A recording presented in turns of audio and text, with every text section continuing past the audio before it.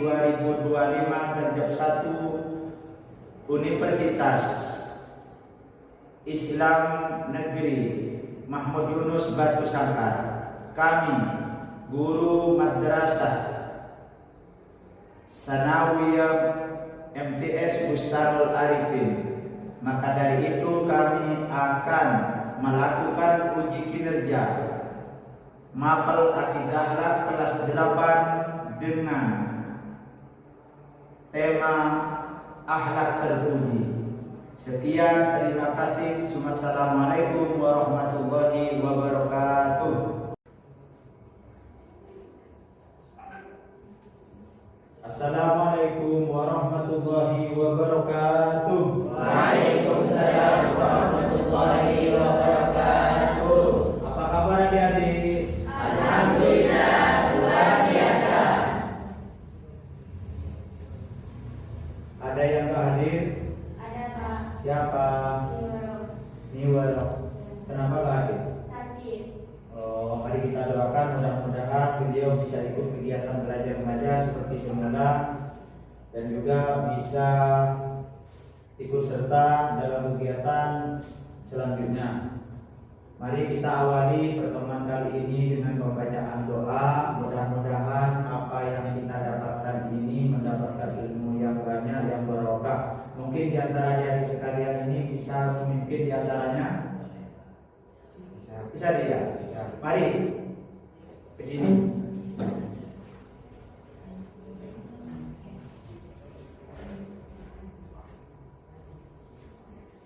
Assalamualaikum warahmatullahi wabarakatuh. Waalaikumsalam warahmatullahi wabarakatuh. Sebelum memulai pelajaran pada pagi hari ini, mari kita berdoa dulu. Berdoa dimulai. Bismillahirrahmanirrahim. Bismillahirrahmanirrahim. Rabbi zidni ilman warzuqni fahman. Rabbi zidni ilman warzuqni fahman. Waj'alni min ibadikas shalihin. Wa sallallahu ala sayyidina Muhammad wa ala alihi wa sahbihi wa sallam. Walhamdulillahi rabbil alamin. Amin. Doa selesai. Kami awali pertemuan ini untuk menonton video terlebih dahulu.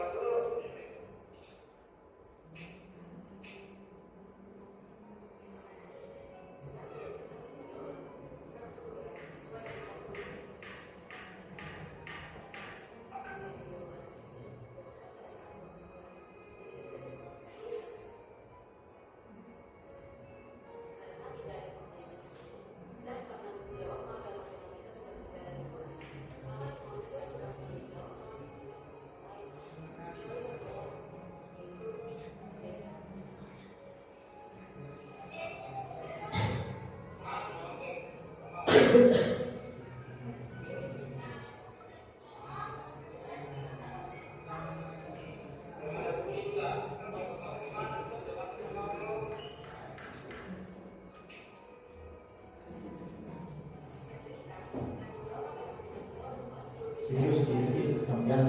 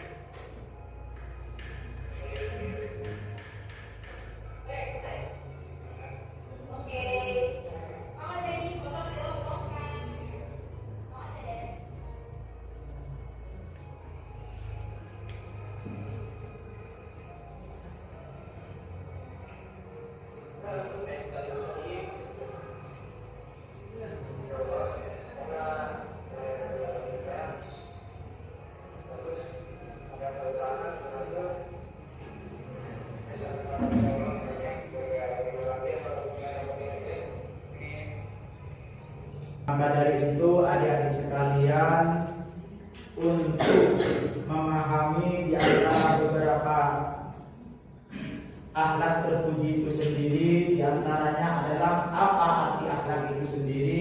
Akhlak adalah suatu ilmu untuk mengetahui beberapa pengetahuan antara kita kepada Tuhan dan juga antara kita kepada sesama manusia. Tolong ini diperhatikan, apa akhlak terpuji itu sendiri. Pengertian akhlak terpuji itu sendiri, yang pertama akhlak mahmudah. Akhlak mahmudah itu perilaku atau sikap terpuji yang mencerminkan keimanan dan ketakwaan kepada Allah Subhanahu wa taala. Akhlak bukan hanya hubungan manusia dengan sesama, akan tetapi akhlak terpuji itu sendiri hubungan kita dengan Allah dan lingkungan juga. Maka dari itu adik-adik sekalian, kami mohon untuk bisa mengimplementasikan atau menunjukkan kepada sesama atau kepada orang lain atau makhluk lain. Ini diterangkan atau makhluk lain itu sendiri kepada hewan atau seterusnya. Maka dari itu kita lihat bersama, nanti kita bisa dimusyawarahkan di antara beberapa akhlak terpuji itu apa saja. Mari kita lanjutkan ke berikutnya. Bentuk-bentuk akhlak terpuji yang pertama adalah harus tawakal. Ya, harus tawakal.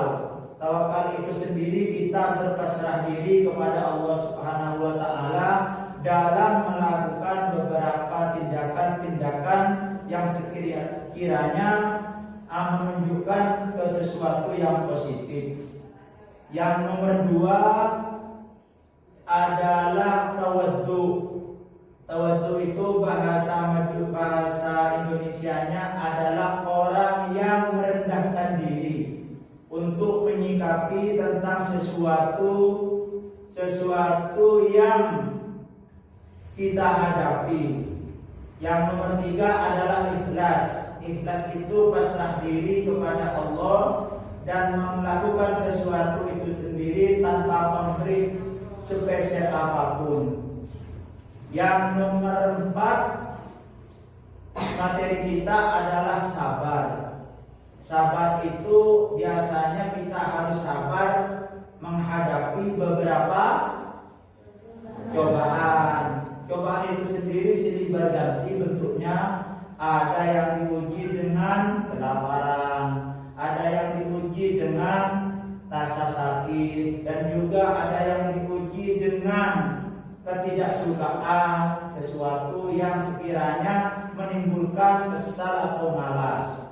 Yang nomor 5 adalah syukur. Yang nomor 5 adalah bersyukur. Apa syukur itu sendiri? Syukur adalah memberikan rasa terima kasih kepada beberapa yang diberikan anugerah oleh Allah Subhanahu wa taala. Mungkin itu tema yang pertama yang bisa kita sampaikan kepada adik-adik sekalian. Mungkin adik-adik bisa diskusi apa saja yang kita tanyakan di antara beberapa tema yang ada di sini. Ada yang mau tanyakan? Kalau tidak ada, kami lanjut dengan pengertian tawakal itu sendiri. Di sini diterangkan bahwasanya pengertian tawakal itu sendiri adalah berserah diri kepada Allah Subhanahu wa taala setelah berusaha maksimal. Jadi kalau seumpamanya kita tidak berusaha, kita langsung pasrah diri seperti halnya sahabat Nabi yang dulu. Ada sahabat suan kepada Rasulullah membawa kudanya ditaruh di luar, ditanyakan oleh Rasulullah, kamu kesini ikut apa? Apa berjalan kaki atau ikut membawa apa? Kalau sekarang ini transportasi. ia bawa Rasulullah apa? Kuda. Ada di mana? Di luar. Kudanya itu apa nama bahasa Indonesianya itu apa? Ditancap atau dilepas? Rasulullah sahabat bertanya, tidak, Rasulullah ditaruh di luar. Saya pasrah diri, maka Rasulullah orang itu sendiri ditegur. Kenapa? Karena kalau pasrah diri itu sendiri harus berusaha dulu. Kalau tidak berusaha, berpasrah diri itu sama halnya dengan bohong. Yang selanjutnya masalah ciri-ciri orang yang bertawakal. Di dalam hal bertawakal kita dituntut untuk selalu berikhtiar. Ikhtiar itu ada dua pilihan, pasrah diri dan ikhtiar. Ikhtiar itu sendiri kalau diterjemahkan memilah dan memilih yang terbaik dari sesuatu yang mau bertindak, itu namanya ikhtiar. Selanjutnya, tidak mudah putus asa meskipun hasil tidak sesuai dengan harapan. Itu hasil daripada ciri-ciri orang yang bertawakal. Harus jangan putus asa kalau nyoba satu kali, untuk berikutnya melakukan dan seterusnya. Seterusnya, yakin bahwa Allah menentukan yang terbaik. Kepada adik sekalian, kalau sudah materi ini disampaikan, persyaratan kita itu diambil tindakannya, maka dari itu yakin bahwa Allah yang menentukan yang terbaik. Jangan banyak ngeluh kepada takdir yang diberikan oleh Allah Subhanahu wa Ta'ala. Kenapa? Karena kita sudah ikhtiar, sudah bersiap, sudah dipasrahkan kepada Allah yang terbaik, sudah. Kalau hasilnya tidak maksimal, maka kita dikembalikan kepada Allah Subhanahu wa Ta'ala. Mungkin adik-adik sekalian, tentang masalah tawakal ini, ada yang pernah melakukan sesuatu atau bertindak sesuatu tapi tidak sesuai dengan harapan. Pernah ya? Mungkin ada contoh sedikit.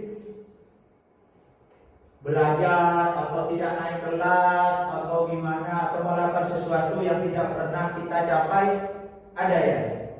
Tapi jangan mengeluh, walaupun kita itu berusaha semaksimal mungkin, bekerja semaksimal mungkin sesuai harapan ini, sesuai guru yang ditentukan di sini, tidak mendapatkan suatu balasan semaksimal dari Allah Subhanahu wa Ta'ala, jangan mengeluh. Terus contoh-contoh tawakal dalam kehidupan. Belajar dia selalu berdoa menjelang ujian. Ini perilaku. Sebelum kita melakukan ujian, banyak melaksanakan sesuatu yang sekiranya bisa mendorong kepada ujian itu sendiri. Yang nomor 2, berusaha mencari pekerjaan sambil terus berdoa. Yang nomor 3 adalah berobat saat sakit. Itu ciri-ciri orang tawakal. Kalau sakit ya otomatis kita dituntut untuk berobat dan juga menyerahkan kesembuhan kepada Allah Subhanahu wa Ta'ala. Seterusnya, ini contohnya, bertani dengan baik lalu berserah diri pada hasil panennya. Kalau di sini disimpulkan, kalau kamu mau menanam sesuatu, mengerjakan sesuatu, di contoh konkretnya ini bertani, maka kita harus bertani dengan baik, beli pupuk, dikasih semprot, biar maksimal untuk mengerjakan persyaratan-persyaratan menuju kesuksesan dalam berpanen. Itu yang dilakukan. Terus manfaat tawakal. Apa intisari dari tawakal itu sendiri? Adalah hati menjadi tenang, tidak mudah gelisah. Kalau melakukan sesuatu yang sekiranya sesuatu itu sendiri tanpa didasari dengan ilmu tawakal, maka sebelum melaksanakan kita ini gelisah. Kalau contohnya, kalau ada kata tidak sukses, kita itu panik, gelisah. Terus yang nomor 2, manfaat tawakal adalah terhindar dari stres. Kalau kita sudah tawakal, kalau ujian kita ini berat, tidak mampu melakukan sesuatu, maka kita panik, stres. Kalau kita mempunyai tawakal, berarti terhindar dari sifat-sifat yang menjerumuskan kepada kita, karena hasil ini diserahkan kepada Allah. Hasil ini tidak diserahkan kepada seberat apapun pekerjaan kita, sebesar itu pun penghasilan kita, kan seperti itu, ya. Kalau tawakal kita tidak, kita terhindar dari stres dan juga kita diserahkan hasil maksimalnya kepada Allah Subhanahu wa taala. Juga meningkatkan keimanan dan optimismenya kita. Jadi kalau sudah tawakal, kita berpikir positif bahwa iman kita ini kuat dalam melaksanakan sesuatu yang terpuji dan juga bisa melaksanakan belajar untuk tabang ketidaksuksesan itu sendiri. Yang keempat, membentuk pribadi yang tangguh dan sabar.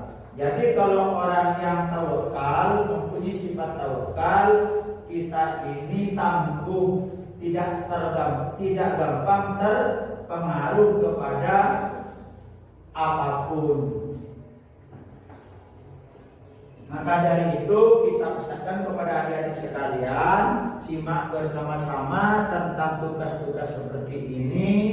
Mari kita kaji bersama dan kita telaah bersama untuk lebih lanjutnya masalah hukum-hukum tawakal kita mempelajari di buku adik masing-masing. Karena kita kalau belajar masalah tawakal dengan waktu terbatas ini, pendalaman kita untuk mengetahui tentang ilmu serah diri kepada Allah seperti halnya tawakal ini tidak menutup kemungkinan ini tidak bisa dicapai. Maka dari itu kita kepada adik-adik sekalian kita serahkan untuk mencari dalil-dalil tawakal di buku paketnya masing-masing yang diajukan yang pertemuan yang akan datang.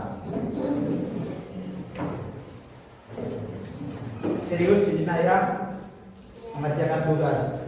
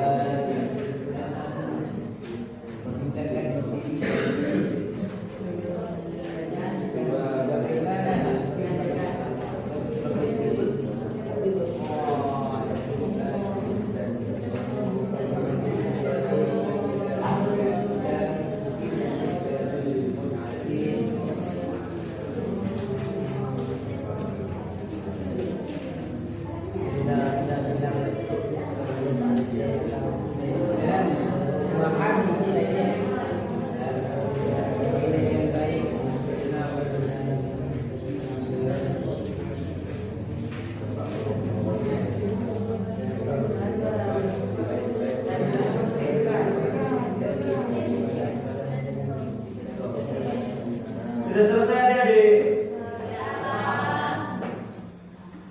Nanti dibuatkan semacam buku atau kesimpulan sesuai yang ditentukan. Nanti ketua kelompoknya yang menyerahkan kepada Bapak Ibu guru. Mungkin sekian dari kami. Mari kita tutup pertemuan kali ini dengan pembacaan doa atau Fatihah bersama. Mari kita bersama-sama membaca Alhamdulillah, Bismillahirrahmanirrahim. Alhamdulillahirabbil alamin. Arrahmanirrahim. Maliki yaumiddin. Iyyaka na'budu wa iyyaka nasta'in. Ihdinas siratal mustaqim. Siratal ladzina an'amta 'alaihim ghairil maghdubi 'alaihim waladdallin. Rabbana fa'na bima 'allamtana. Rabbi 'allimna alladhi yanfa'una. Rabbi fa'inna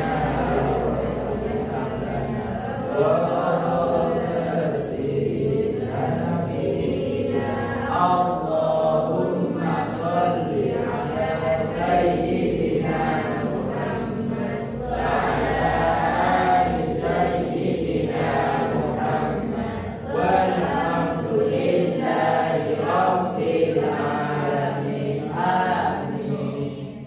Ihdinas siratal mustaqim. Assalamualaikum warahmatullahi wabarakatuh.